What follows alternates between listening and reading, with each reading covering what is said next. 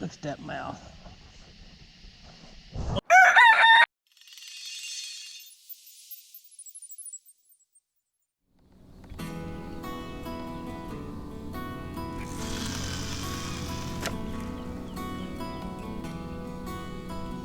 I'm baited in with my bluegill. I've got bluegill on 3 lines and I've got catfish on 4.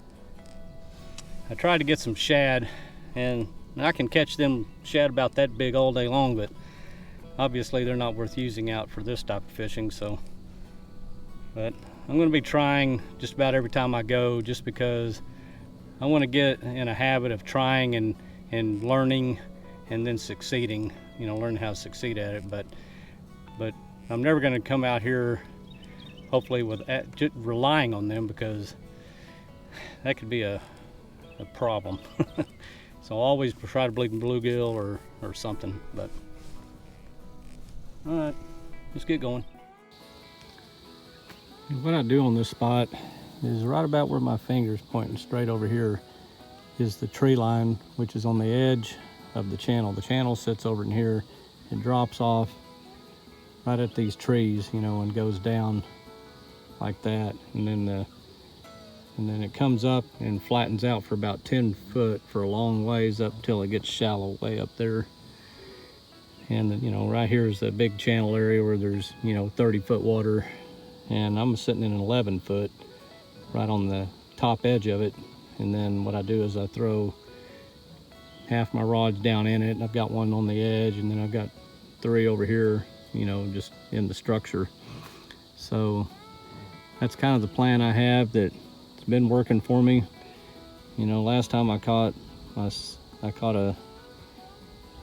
shouldn't tell you because you hadn't seen the video yet. Well, you won't see this one till after. Caught the 16 here, obviously, and he was in the deep water. I caught the 10 off of this one, and I caught the 22 off of this one, or that one there. So it's been kind of spread out, you know, in here a little bit. You know, most of my fish have come, you know, right over in here, and then I've had, you know, a couple over here. So, but that's the plan, you know, is in this, when it's hot and summertime, is to, you know, just fish off in this, you know, give myself deep and shallow water to fish. I think I'm gonna get wet. This thing's right getting on top of me. You see that? And it looks like there's a little bit of rain with it there. So I'm gonna have to hunker down while this little thing goes over.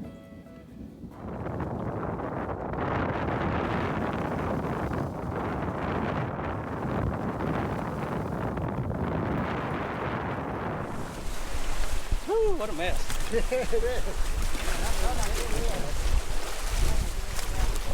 Man, I barely made it to this dock, and this dock was rocking and rolling a minute ago, and thank God Matt was here fishing. When I got here, he helped me secure my boat because that thing was about to get lost. I'll show you, I'm going to introduce you to Matt real quick. I want to thank Matt again for helping me ride this storm out, because if he hadn't, this thing would be up on them rocks over there.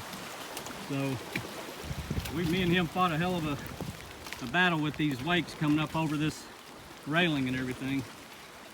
I never would have expected that in this creek. So I learned another lesson about storms on the water.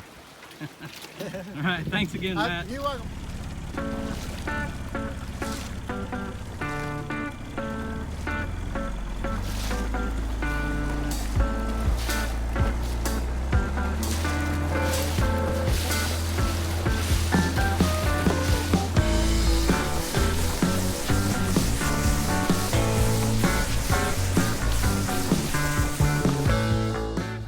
Well, that was a pretty nasty storm, but I'm back out, and it is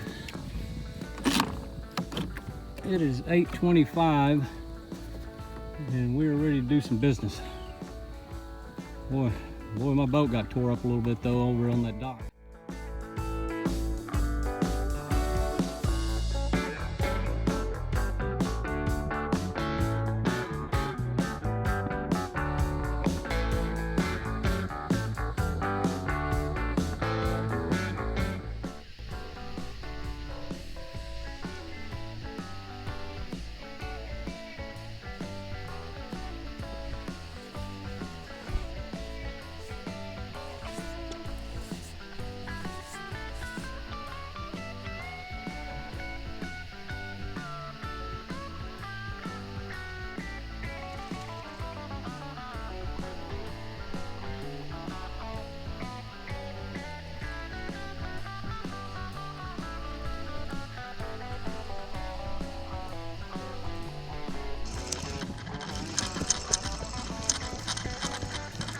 my iconic gar.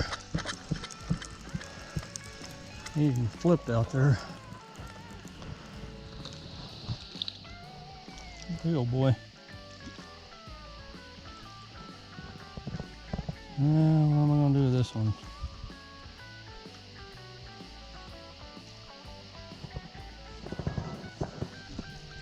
I wish he'd come off.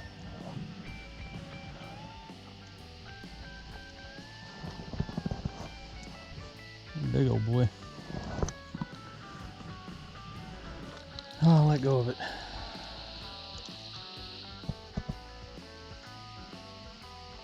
Oh, he's hung on the side of the head. I think I can get my bait, get my thing back, get rid of him. He kind of got hung on the side of his head.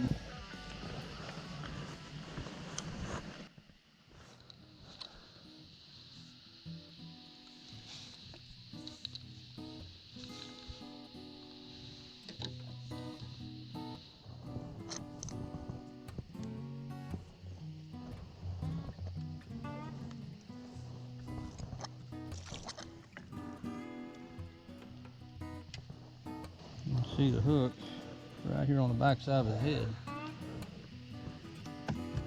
So let's see if we can. I wish I could get this on camera. Look at that mouth. A freaking snake came up right when I was getting ready to do that.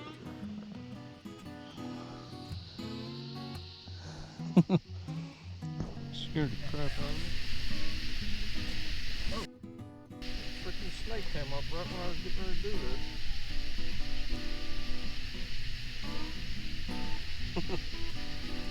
Scared the crap out of me.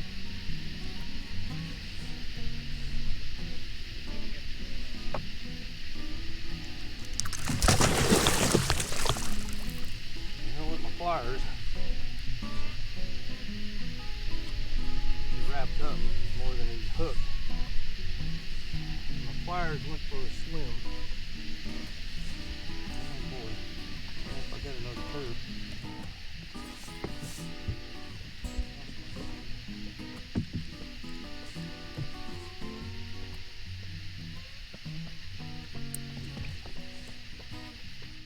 Well, that's kind of freaky. Getting that big old gar, and right when I'm getting ready to try to grab my hook, a snake comes swimming up. Goodness, he wasn't a big old boy, but he looked like, I don't know if he's poisonous or not. But we'll keep plugging along.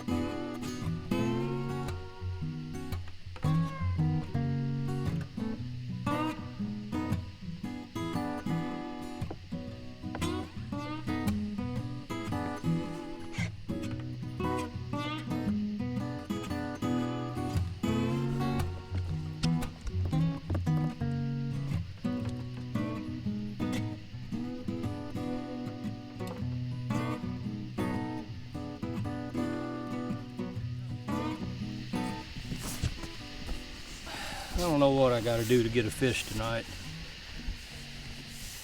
Man, that was a hard, long takedown. I'm telling you, the gar are tearing me up. I don't know how many times I've had to break off because of them getting me hung up. And boy, this has just been a rough night. But I keep holding on for one big cat. I'll give it a little longer.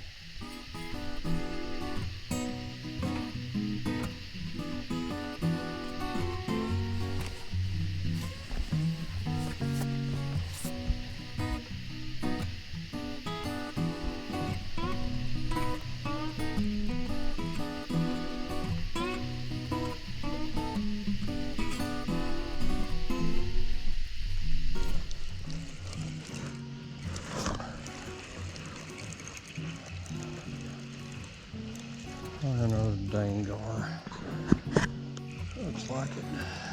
Oh, no, that's a cat. Oh my gosh, we caught a cat.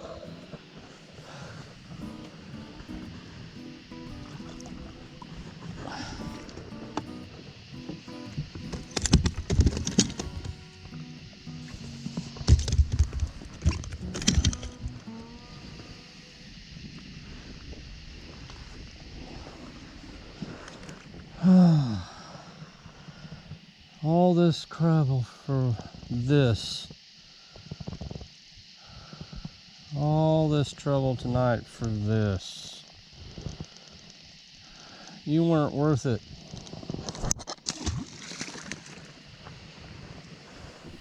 Well, I'm going to officially label this as my worst trip ever. I don't mean to complain, but I've had a lot of bad stuff happen tonight. And not any good stuff. Start off, I don't get any shad. Spend about a good an hour throwing my net.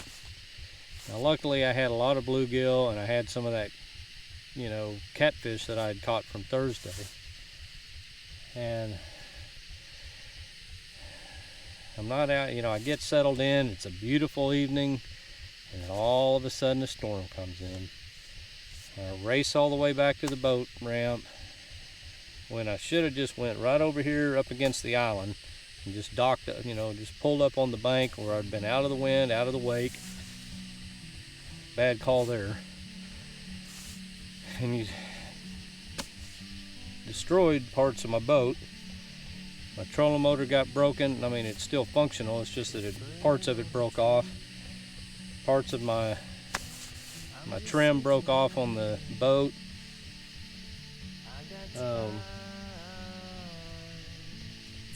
I had at least 9 or 10 break-offs tonight. You know, whether they were caused by a gar or just trying to reel them in or whatever.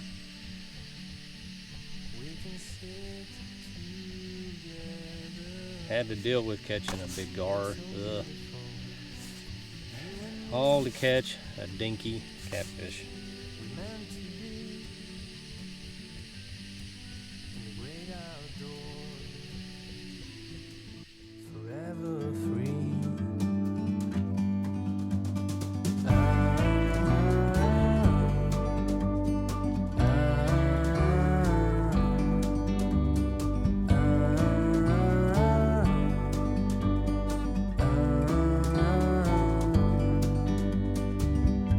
Sometimes you need to go and take a step back to see the truth around you. From a distance you can tell.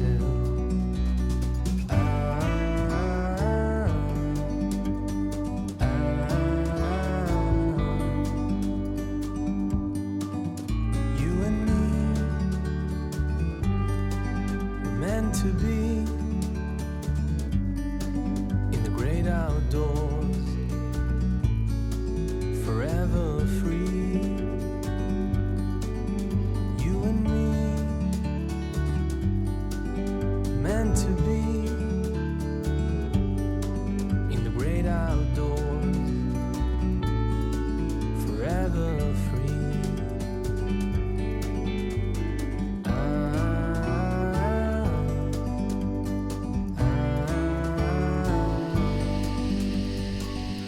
GoPro, stop recording.